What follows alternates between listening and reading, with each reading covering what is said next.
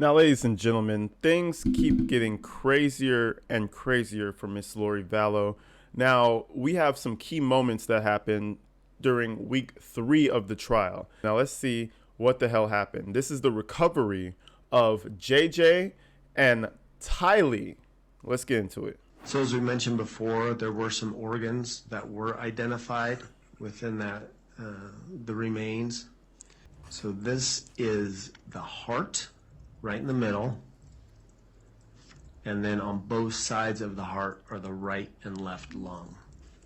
All right, now keep in mind, this is the forensic psychologist. Now, we don't have any video, but you can only imagine what the jury is seeing right now, because he's saying, and this is the left and right lung, this is the heart. So he's saying that she was decomposing, but not fully, enough for them to be able to still see body parts on the inside. It's sick. So they're still attached to one another. You can see the great vessels. They look like straws kind of coming out. So those are some of the great vessels that come off the aorta. And now this is not what a normal heart and lung looks like, just so you know. This is significantly shrunken. The heart and the lungs are both significantly shrunken.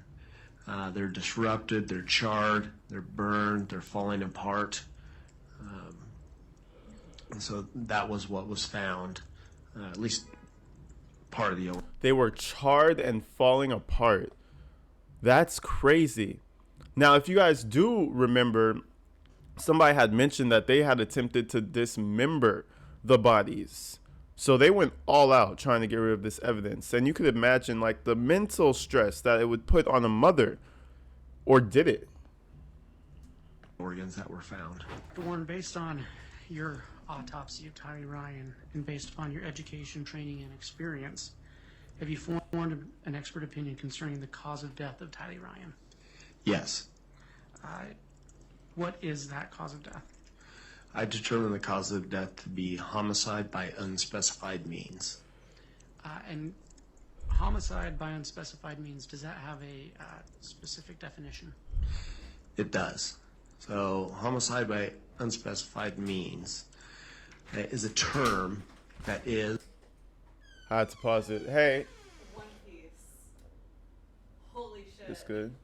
Shit. I'm on season 11. Oh, you're watching it still. Okay, let me finish this and we can talk. Or can be used for the cause of death when the forensic pathologist has essentially looked at the totality of the case, including the circumstances of the death, the autopsy findings and lack thereof autopsy findings in this case. So basically, she was so fucked up, so burnt, dismembered, all of that, that he couldn't even figure out what killed her. That's basically, in scientific terms, what he's trying to say. That's crazy. The toxicology, and also based on medical and social records, that the forensic pathologist, which is me in this case, feels that the cause of death was by homicide, but I just can't pinpoint exactly what that was. Now, he can't pinpoint exactly what that was because she was so, like, again, she was burnt, she was dismembered, her organs were showing from the inside. So it was like so much shit happening and so many months that had passed, and they're buried in the backyard for so long. He just was like, it was a homicide for sure. No idea what exactly killed her. I also found some All right, so moving on, we got Dr. Warren. He's a forensic pathologist, and he's going to basically give his breakdown. Basically, they're going through all these experts giving their opinion so that Lori Daybell will have no defense at the end. It'll be overwhelming evidence. Injuries that jumped out. One injury was a scratch. There were abrasions. It appeared to be scratch-like abrasions on the left side of the neck. And angle. Doctor, if I can ask you, why was that significant to you? That was significant to me in a case like this, considering the way he was found. If there's any kind of injuries to the neck, you know, it's a red flag. Do I know exactly what it means? No, but I think some of the things that come to mind are, was JJ trying to get the bag off his head? And could they be scratch marks trying to get the bag off of his head? I wasn't there. I don't know exactly what happened, but those. When he said he was trying to get the bag off of his head, that's how they're assuming he died. And that's why the marks on the back of his neck are like a red flag for him. They said they basically strangled him with a plastic bag, went around him, choked him out, and that was pretty much how it happened. And he was trying to like get it off the whole time. That's why the scratch marks are there. Man, like I would they couldn't just shoot the kid. Like that shit is barbaric.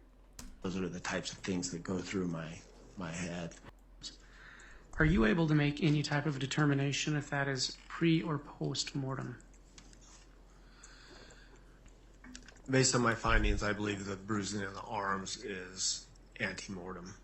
When you say ante-mortem, is that before? Yes, before death. Okay. And what leads you to believe that? Well, essentially, because You can kind of tell that it's hard for this guy to talk about. Like, he doesn't really want to. He's probably covered this thing over and over and over in his notes in his head with his boss, and he has to do it one more time on court. So it's kind of just tiring. But you can tell he's like, it's tough for him. well, one, they looked like bruises when you just looked at them. And then two, when I made the incisions and there was hemorrhage in the soft tissues and subcutaneous tissue, it definitely suggests that it was ante-mortem. When somebody dies, there's no longer circulation. So if, for instance, somebody's picked up after they're dead by the arms, you wouldn't expect bruising, especially in this subcutaneous tissue like you saw in that case. Oh, I didn't know that. So you only really bruise and shit when your blood is circulating and you're alive. If you're dead and you get grabbed and you know when you grab someone really hard and you bruise their arms, he's saying that that doesn't happen. Interesting. In this case. And then in the area of the neck where you described the abrasions, I believe, could those abrasions just be decomposition? I don't believe so. The reason being is they look like abrasions. They oftentimes abrasions that are post-mortem take on a certain look to them. Mm-hmm. They'll have a yellow appearance. They'll have a very waxy appearance to them. They're very firm, and there's rarely, or if ever, any hemorrhage associated with them. The abrasions on the neck in this particular case, on JJ's neck, they had more of a tan brown to red appearance, and there was hemorrhage associated with them. And when you're alive, what color do you turn? You get purple and red when you get bruised. And when you're dead, he's explaining that the color's a little bit different. So yeah, I mean, the guy is breaking it down bit for bit. He was alive while it was happening. I think that's what they're trying to get to. He was definitely alive and attempting to live. So that makes me believe that those are also ante-mortem as well. I determined the cause of death to be asphyxia by plastic bag over the head and duct tape covering the mouth. Damn. And then there's another segment that's other significant conditions. I put bound with duct tape, bruising of the arms, and abrasion to the neck. But ultimately, the cause of death was asphyxia by plastic bag over the head.